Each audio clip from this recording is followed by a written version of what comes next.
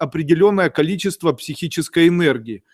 Психическая энергия называется энергия, которую мы получаем в случае, если мы от чего-то испытываем состояние удовольствия. Невозможно почувствовать энергию, которую мы испытываем в виде энергии, которая возникает у нас, которые начинают читать мантры или выполнять эзотерические практики, и у них появляются нервные состояния, депрессивные состояния, связанные с тем, что когда человек работает энергетически, а работа с мантрами – это тоже энергетическая работа, то когда человек работает с такими мантрами, он тоже тратит свою психическую энергию. И по идее, казалось бы, почитал мантру и должно быть лучше, но не тут-то было. Если вы читаете мантру, которая связана с деньгами, то она может создавать процесс, при котором у вас появляется тоска, внутреннее состояние, расстройство. И естественно у вас, когда вы начали слушать, начали появляться нехорошие состояния.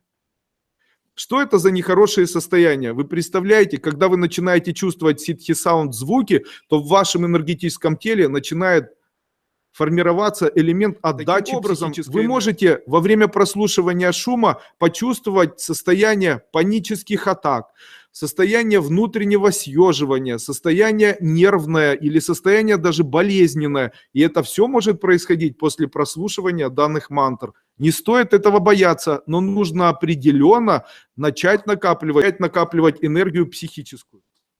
Для психической энергии очень важно, чтобы то, что видят глаза, ест рот, слышат уши, чтобы вот это все приносило состояние радости и счастья. Потому что психическая энергия накапливается напрямую, исходя из внешних раздражителей. Смотрите, если я рассматриваю картину, и картина мне нравится, я накапливаю психическую энергию через глаза.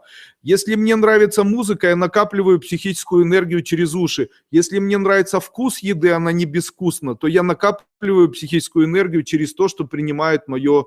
Если я еще и обнимаю кого-то и губами прикасаюсь, то таким образом тоже накапливается психическая энергия.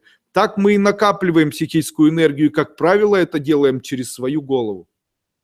Почему? Не напрасно Бог создал человека так, что именно на голове находятся у него уши, нос, губы.